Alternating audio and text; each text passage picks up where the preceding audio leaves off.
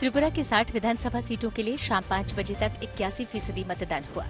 2018 में त्रिपुरा में 90% मतदान हुआ था और सरकार बीजेपी ने बनाई थी। मतदान के बीच टिपरा मोथा के प्रमुख प्रद्योत माणिक्य देव वर्मा का बयान सुर्खियों में आ गया। प्रद्योत ने कहा कि अगर उनकी पार्टी बहुमत हासिल नहीं कर पाती है तो वो बीजेपी विधायकों को खरीदने के बारे में सोच रहे हैं। जवाब में बीजेपी ने टिपरा मोथा को बच्चा बताया। त्रिपुरा चुनाव के नतीजे 2 मार्च को आएंगे।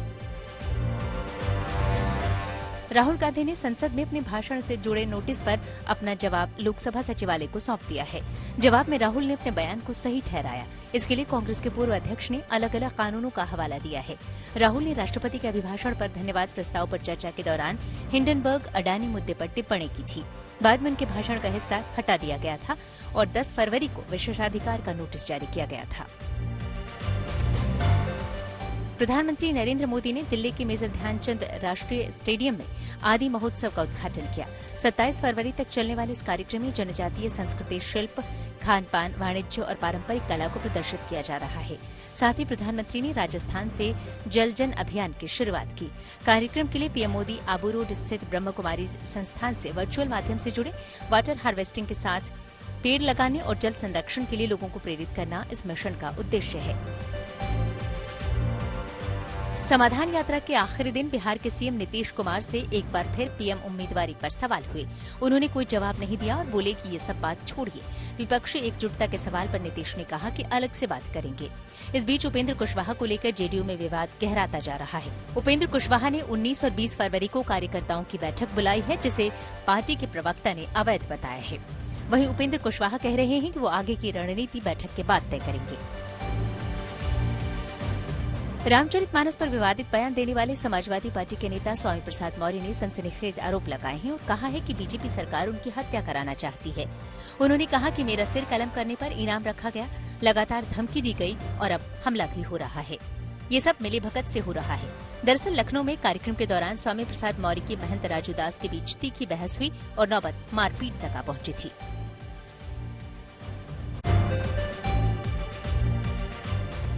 कर्नाटक चुनाव से पहले टीपू सुल्तान एक बार फिर सियासी हथियार बनता जा रहा है। बीजेपी अध्यक्ष के बयान के बाद अब ओवैसी की एंट्री हो गई है। ओवैसी ने कहा कि क्या तुम मुझे मिटा दोगे अगर मैं टीपू का नाम लूंगा तो? बोलो कहाँ आना है। दरअसल कर्नाटक के बीजेपी अध्यक्ष ने बुधवार को कहा था कि टीपू सुल्तान के सभी उत्साही अनुयायियों को जिंदा नहीं रहना चाहिए। इस बीच कर्नाटक के उच्च शिक्षा मंत्री अश्वत्थ नारायण ने सिद्धरमैया को लेकर अपने बयान पर अफसोस जताया है। उन्होंने बीते दिनों कहा था सिद्धरमैया को भी उसी तरह कुचल दिया जाएगा जिस तरह टीपू को कुचल दिया गया था। पलामू में हिंसा के बाद हालात तनावपूर्ण हैं। पूरे इलाके में धारा 144 लगा दी गई है और सुरक्षा के पुख्ता इंतजाम किए गए हैं। इस बीच सुरक्षा एजेंसियों ने फ्लैग मार्च किया और प्रशासन ने पीस कमेटी की मीटिंग भी आयोजित की। उधर पलामू हिंसा को लेकर सियासत भी तेज हो गई है। असदुद्दीन ओवैसी ने कहा कि कभी मस्जिद के सामने शिवरात्रि का गेट नहीं लगाया गया था, फिर अचानक क्यों? गिरिराज सिंह ने कहा कि ओवैसी जब भी मुंह खोलते हैं जहर ही उगलते हैं। हरियाणा में भिवानी के लोहारू में बोलेरो में जिंदा जले 2 युवकों के मामले में सनसनीखेज खुलासा हुआ है। जिंदा जलाए गए दोनों युवक राजस्थान के रहने वाले हैं। परिवार का आरोप है कि बजरंग दल के लोगों ने उन्हें किडनैप किया था, जिसके बाद जिंदा जला दिया। बुरी तरह जली गाड़ी के भीतर दोनों शव कंकाल बन चुके थे। फिलहाल हरियाणा पुलिस जांच की बात कर रही है। पाकिस्तान में पेट्रोल डीजल की कीमतें रिकॉर्ड स्तर पर पहुंच गई हैं। आज से पेट्रोल के दाम में 22 रुपए तो डीजल में 17 रुपए की बढ़ोतरी की गई है।